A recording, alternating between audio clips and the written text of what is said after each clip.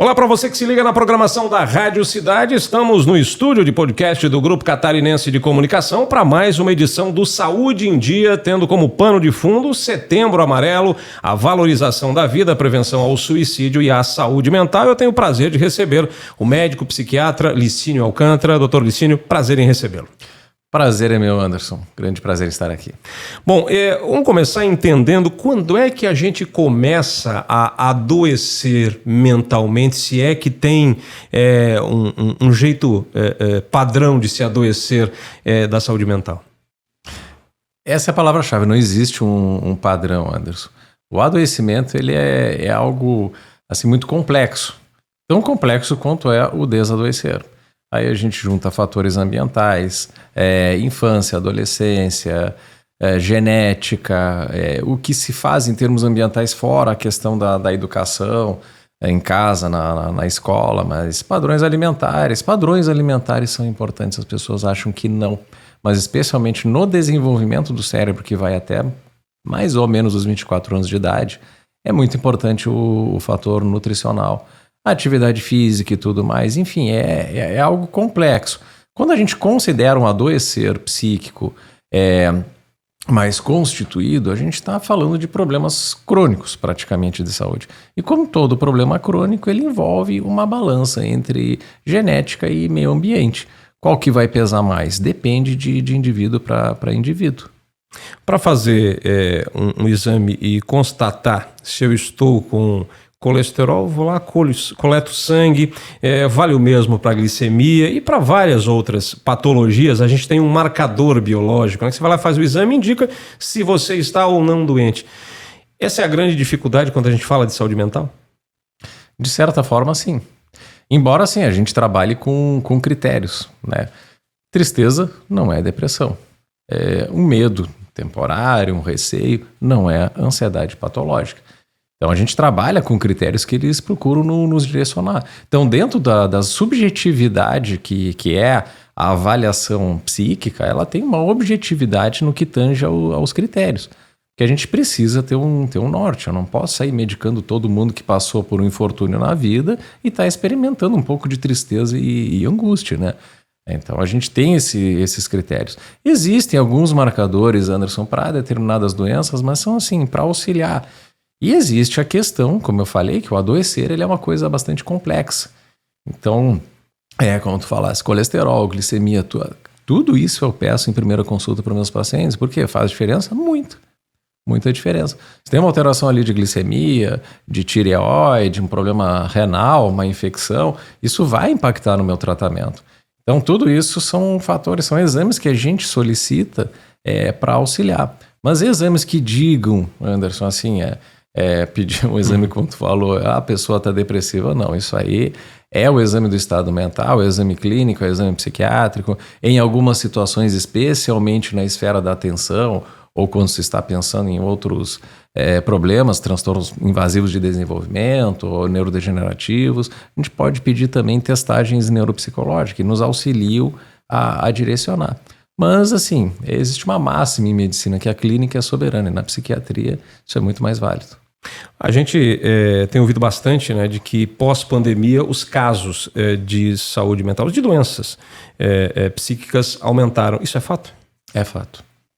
É fato bem comprovado, né? Falava-se numa terceira onda, a terceira onda demorou um pouco para chegar e está chegando. A gente está com assim, uma demanda muito aumentada de problemas de saúde mental.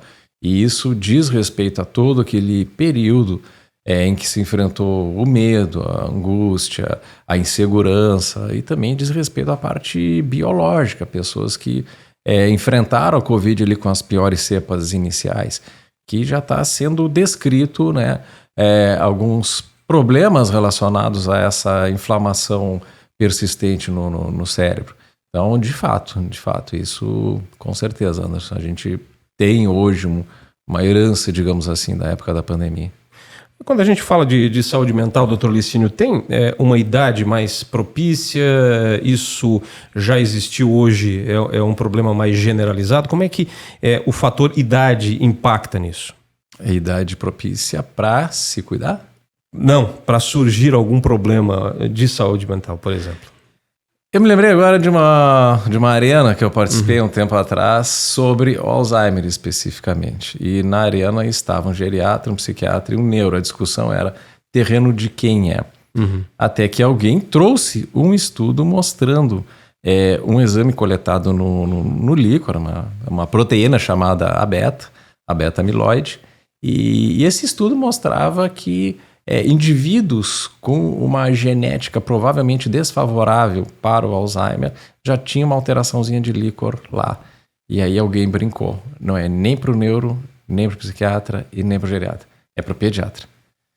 Então, o surgir, o eclodir de sintomas, dependendo do transtorno, Anderson, eles eclodem ali na adolescência, no início da idade adulta.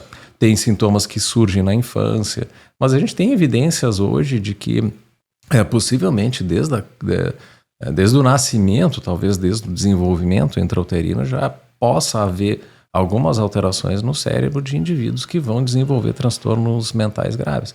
Aí é que eu digo que vem aquela balança, predisposição, não só genética, mas constitucional também, e meio ambiente. Por isso que eu perguntei a idade de início, a idade para se cuidar para todo mundo é ao nascimento. Vale aquela máxima que a gente já ouviu muitas vezes, mensana in corpore sano, ou seja, mente sadio em corpo sadio.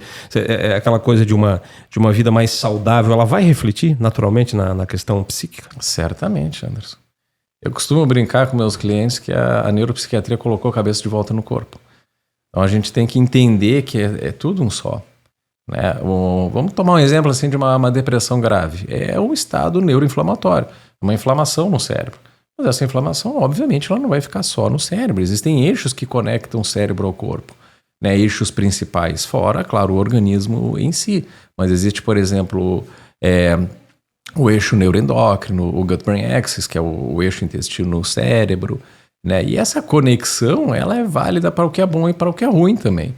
Então, a neuroinflamação ela acaba se transmitindo, digamos assim, ao organismo, né, ao resto do corpo, e o contrário é verdadeiro. Então, todas essas recomendações sobre alimentação, atividade física, controle de estresse, qualidade de sono, etc., elas são extremamente válidas. Não só para quando o indivíduo está experimentando algum problema de saúde mental, mas também preventivamente. Eu acrescentaria a questão da espiritualidade, Anderson, que eu acho bastante importante. Não estou me referindo à religião, não estou me referindo à igreja, é espiritualidade. O que é espiritualidade? É a lei matéria. Pode ser divinal, pode ser não divinal. Mas eu acho muito importante a gente conceber, porque isso aí é indiscutível, é física quântica pura. Nós temos energia, nós transmitimos energia, nós emanamos energia e nós absorvemos também. Então eu acrescentaria a espiritualidade ao mens sana in corpore sano. Há pouco o Dr. Licínio fez essa conexão eixo intestino-cérebro. Há pouco falava da alimentação e a gente tem ouvido cada vez mais médicos especialistas falando, olha, o intestino é o segundo cérebro. Por vezes a depressão e o adoecimento psíquico ele é químico, ou seja, te faltam nutrientes. Isso é algo que tem que ser cada vez mais levado em consideração? Com certeza. Essa ideia do todo, na minha opinião, Anderson, ela tem que ser levada em consideração, sabe? Senão a gente fragmenta, e eu digo assim, na maioria dos casos, o remédio, ou melhor, a medicação ela é parte do remédio. O remédio ele vai muito além disso. Por quê? Porque não resolve muito eu dar, por exemplo, um antidepressivo que vai melhorar o sistema serotoninérgico da pessoa, se essa pessoa está com uma depressão nutricional, se essa pessoa não está com triptofano adequado para produzir serotonina e por aí vai. Dei só um exemplo, mas poderia dar vários.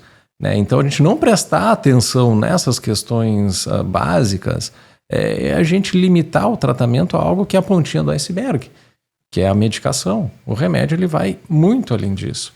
Quando a gente aplica adequadamente tudo, o resultado, olha, a olhos visto é muito melhor, Anderson. Tem pessoas que eu olho e eu digo, olha, você vai sair daqui com 7 remédios. Se você usar todos eles, você volta melhor. Agora, se só usar a medicação, bom, seu resultado vai ser proporcional ao que você está usando. Isso que eu ia questionar, né? Nós somos sempre tentados o caminho mais curto, o caminho mais fácil, a pegar o atalho. E por vezes, quando a gente fala de saúde, e na saúde mental não é diferente, o caminho mais fácil é o comprimido, é o remédio, é o antidepressivo, né? É o ansiolítico. Isso, de certa maneira, atrapalha? O medicamento ele é fundamental num determinado momento, mas ficar refém apenas dele atrapalha?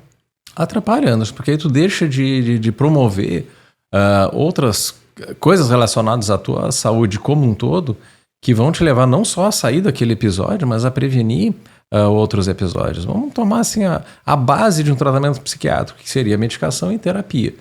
Tá muito comprovado que a terapia cognitivo-comportamental ela pode ser mais neuromoduladora do que o remédio. E por que o remédio é importante? Porque no momento que a pessoa está, por exemplo, muito angustiada, muito ansiosa ou muito deprimida, vai ser muito difícil trabalhar certas coisas em terapia. Olha, você precisa fazer uma atividade física, não tem ânimo. Olha, você precisa melhorar a sua alimentação. Para quê? Então, assim, a medicação ela tem o lado dela. Se o resto não for feito, como eu disse, o resultado não vai ser o mesmo. E a hora que a pessoa parar a medicação, é muito mais provável que essa pessoa vá voltar a adoecer. E há um outro problema nesse processo de tratamento, quando entra com a questão medicamentosa, que é: tomei uma semana, estou bem, larguei a medicação. E aí depois o corpo não dá mais a mesma resposta. Tem muito disso, né, de abandonar o tratamento sem sequer perguntar ao médico, né? Sim, bastante. Existem determinados casos, né, transtornos, por exemplo, o transtorno afetivo bipolar. Existe uma estatística aí de 60% abandonar o tratamento no primeiro ano. Nessa semana eu vivenciei algumas situações dessa, pegar a pessoa em crise e dizer: por que você parou o remédio? Porque eu achei que estava bom e podia parar. Eu digo: tá, então eu vou te dar uma resposta para usar para o resto da tua vida. Não, você não pode parar o remédio. Você precisa usar o remédio para o resto da vida. Licínio, se eu começar a usar um remédio, eu vou precisar usar o remédio para o resto da vida, medicação, me refiro, né? Não, cada caso é um caso. Mas existem casos onde efetivamente a pessoa vai ter que usar a medicação para o resto da vida. É o suficiente? Não. Se tu tiver um diabetes, tu só usar remédio para o diabetes, só usar medicação para o diabetes, se tu não tiver uma atividade física, se tu não tiver uma dieta realmente adequada, controle de estresse. O que controle de estresse tem a ver com diabetes? Eixo neuroendócrino. O eixo neuroendócrino ele regula a produção e liberação de cortisol, que é um hormônio que regula o metabolismo. Então, tudo isso é muito complexo. Então, manter um controle de estresse num indivíduo que tenha diabetes ou algum outro problema metabólico, ele é fundamental. Se só tomar medicação, vai ter que tomar mais medicação. Essa semana eu falei isso para uma cliente minha. Ele é meio resistente assim, à dieta, burla bastante e tal. Eu digo: olha, quanto menos cuidado a senhora tiver, mais medicação a senhora vai ter que usar.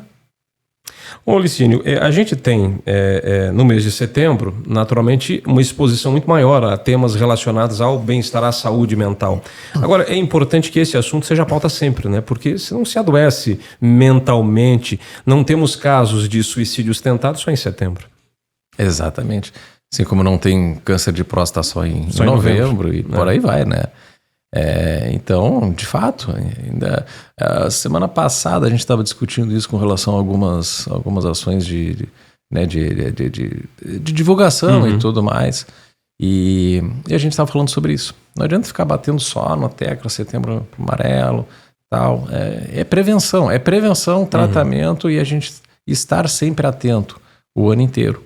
O mês ele é importante, esse processo de saúde em cores que a Organização Mundial da Saúde adota e o Ministério e o município adotam também, por osmose, é importante, você deixa em pauta, mas o problema segue o ano todo, é importante deixar isso claro também, né? Exatamente. A gente tem, e você fez a menção a ficar alerta, o paciente com depressão, ele dá sinais? Ele dá sinais, Anderson, sem dúvida nenhuma. Às vezes sutis. Suicídio é uma coisa extremamente complexa. Tanto é complexo que, assim, das questões relacionadas a problemas crônicos de saúde que leva à letalidade, à mortalidade, o suicídio é o único que não decresce. Câncer, HIV, AVC, infarto, tudo isso decresceu nos últimos 10, 15, 20 anos. O suicídio não. Por quê? Porque é algo extremamente complexo. Mas é fato que a pessoa dá alguns sinais antes, que às vezes podem parecer imperceptíveis, né? O Setembro Amarelo surgiu a partir de um suicídio em 1994, um rapaz chamado Mike M. nos Estados Unidos, aos 17 anos de idade. E todos que o descreveram como um rapaz alegre, um rapaz empático, simpático, inteligente, que parecia estar sempre bem. Alguns amigos mais íntimos, um ou outro ali, colocou que ele parecia estar diferente nos últimos tempos ali, antes de cometer o suicídio, né? Vem daí o Setembro Amarelo, porque ele tinha um Mustang amarelo 68, se não me falha a memória, que ele tinha reformado, que era meio que símbolo dele. E no funeral dele, Anderson, os pais, amigos, fizeram caixinhas assim com uma fitinha amarela com um dizer, se precisar procure ajuda, alguma coisa nesse sentido. Dali veio o Setembro Amarelo. Então só para ilustrar assim que geralmente a pessoa dá sinais, mas às vezes não tão claros. E às vezes a convivência do dia a dia, para quem está mais próximo, ela acaba deixando esses sinais passarem, né? Então é importante que qualquer sinalização, por mais sutil, você indique que procure alguém, né? Que é o tratamento indicado, é um profissional para começar a ajudar. Exatamente.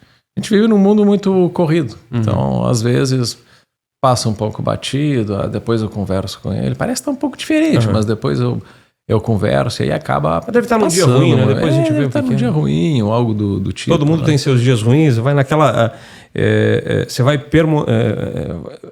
vai deixando como se fosse algo irrelevante.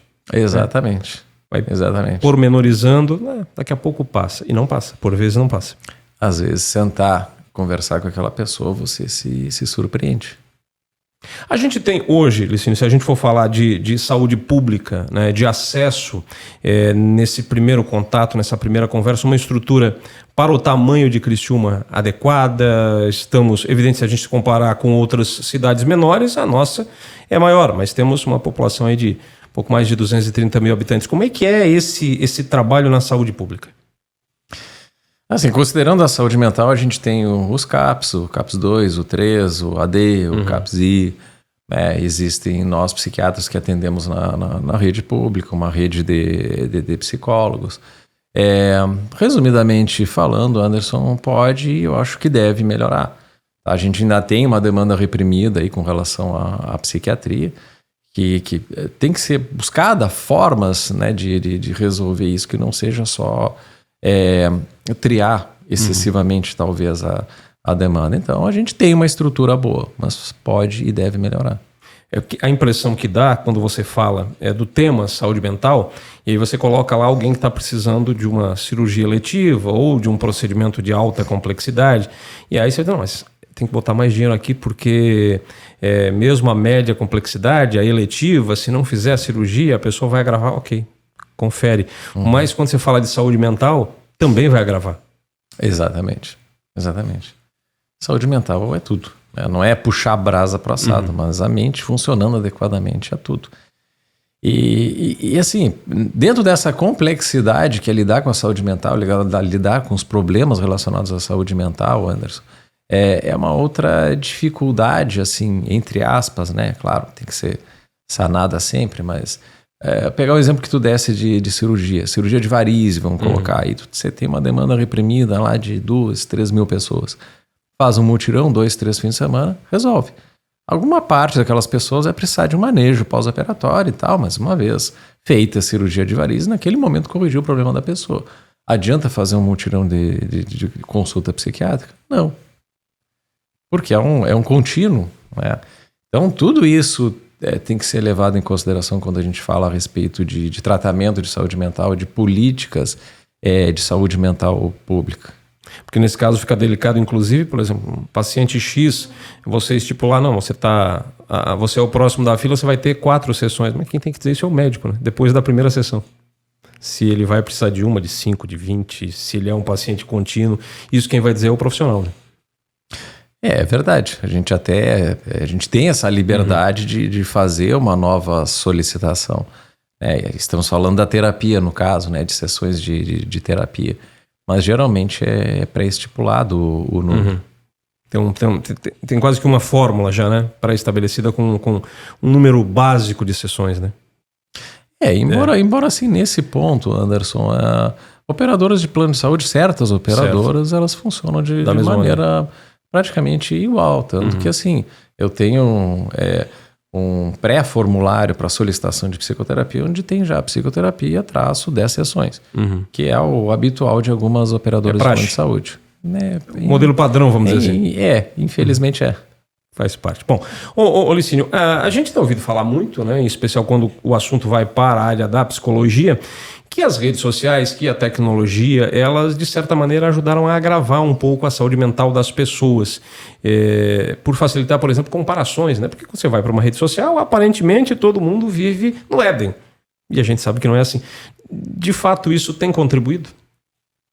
Tem contribuído bastante, né? A gente tem evidências aí de que o uso excessivo de rede social, de devices, de plataformas, enfim, eles têm um impacto cognitivo e têm um impacto também na esfera de humor e ansiedade, principalmente.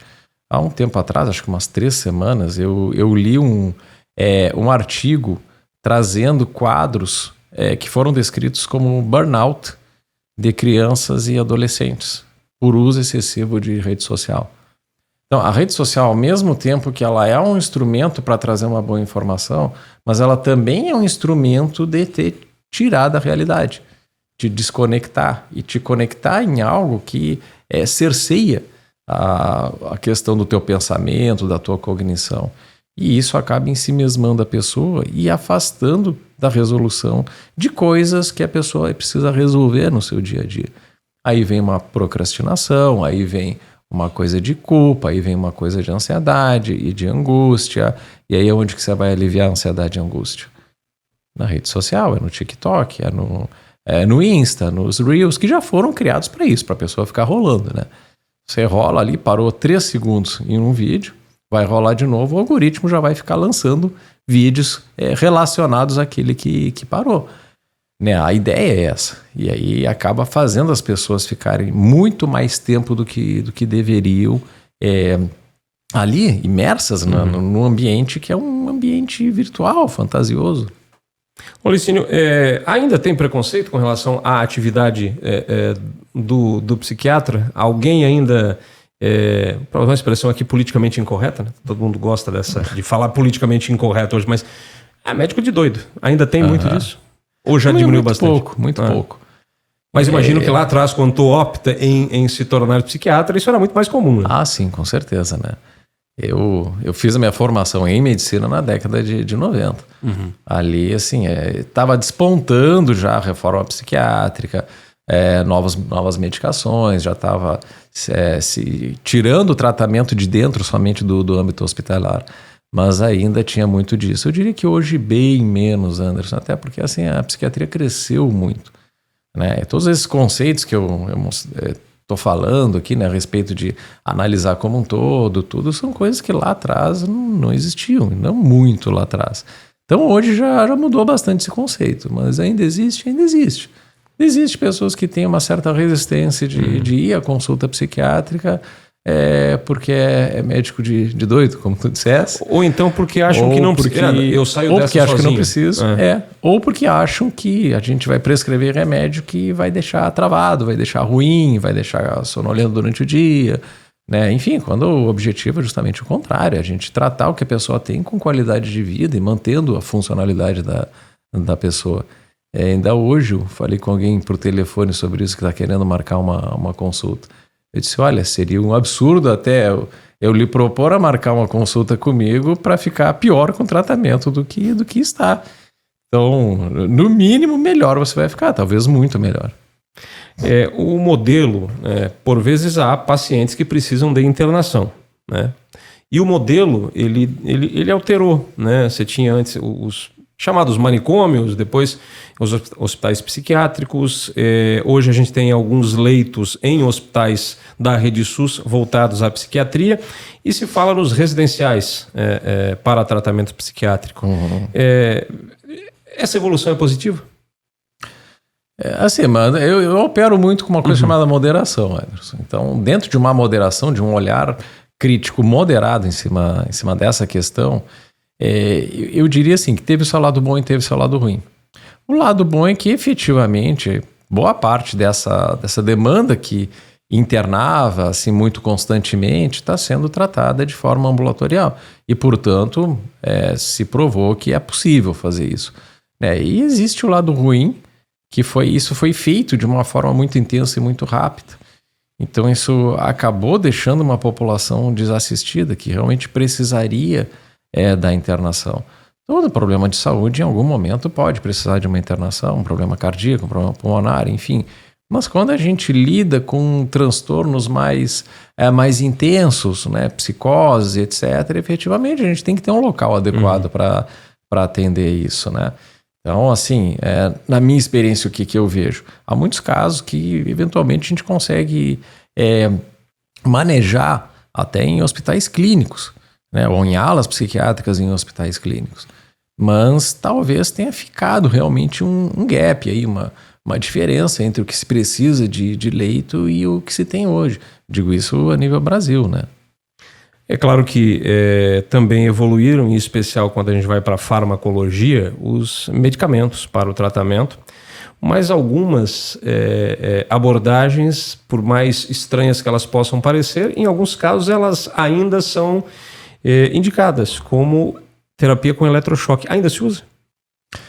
Ainda se usa, chama-se ECT, eletroconvulsoterapia. Mas hoje em dia ela é feita em casos específicos com indicação. Ela é feita numa sala cirúrgica, com todo o suporte adequado e sob anestesia.